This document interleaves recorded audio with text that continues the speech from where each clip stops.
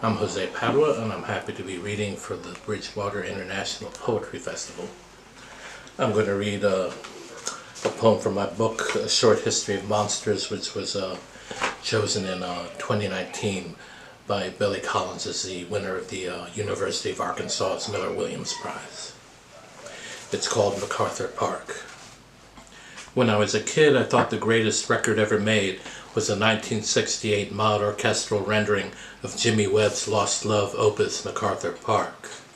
For me, MacArthur Park was a flash of wisdom, an epiphany as great as an apostle's brief glimpse of heaven, and an experience so innately sensual as to make Fanny Hill seem like a Lyndon Johnson State of the Union address by comparison.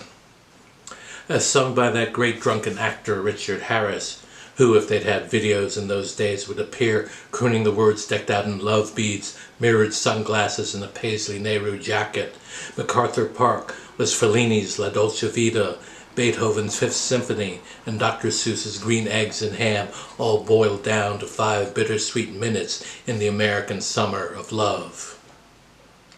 I'd always stop what I was doing to reflect, to meditate like a pilgrim at the end of that long, tortuous journey through the Slough of Despond whenever it came on the radio. I could almost feel Casey Kasem fighting back the tears every time he sent it out as a long-distance dedication. I could almost see the women in their yellow satin dresses swoon as the song, after traveling through the airwaves, came out of the speakers like a succubus wearing Old Spice cologne. For me, MacArthur Park was no one-hit wonder nor one-night stand, no temporary truce or let the sun shine in fly-by-night Broadway craze. For me, MacArthur Park was the fall of Hanoi, an ether binge, an up against the wall, motherfucker, are you part of the solution or are you part of the problem? Evel Knievel, motorcycle leap into the great beyond. And like all great works of art, MacArthur Park raised some serious questions. For example, who was that miscreant who left that cake out in the rain? And what exactly was that recipe that he'd never have again? Yes, these metaphors were deep, giving me forlorn visions of that sweet green icing falling down in the dark, of drinking the wine while it is warm with no one ever catching me looking at the sun. I often quoted them in love letters I wrote to my first teenage crush, believing they would make me out to be a profoundly sensitive young man whose passions she would be foolish to deny. It was no wonder she sent the letters back to me. This, of course, was some years before the Silver Convention's seminal Fly Robin Fly rid me of my more sentimental proclivities.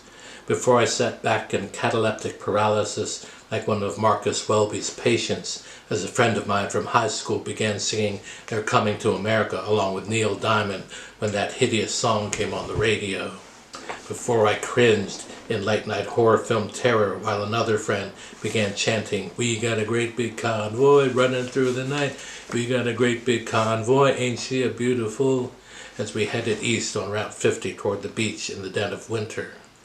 It was about this time when I began having doubts about the afterlife, when I stopped believing in ESP, astral projection, pyramid power, speed reading, streaking, and the amazing Kreskin.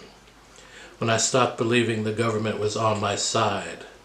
When I stopped believing that the concept of America included me, whether I was rich or poor, white or something else. When I stopped having faith in God and the entire world. It was all so long ago. I was dressed in a blue wool suit I'd grown into since high school, a stiff white shirt that reeked of too much starch, a red silk tie I'd borrowed from my father, and the black leather shoes my brother had bought me for the occasion. It was 1994. It was cloudy and cold with gray sunlight flowing through the stained glass windows as a priest gave me instructions on how to read a passage from the Bible.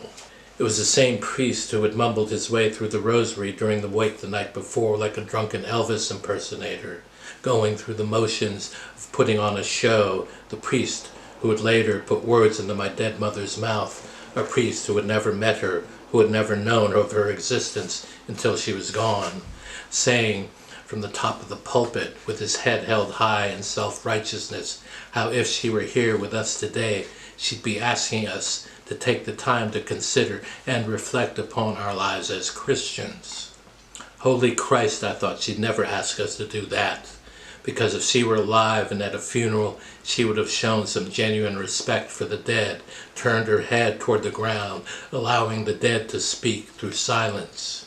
And though I'd always shouted out from among the crowd at the fools on stage, demanding from them some measure of truth, I sat there in silence, loosening my tie as he delivered a sermon which, like a stupid song from the summer of love that no longer moved me, had nothing to do with either life or death.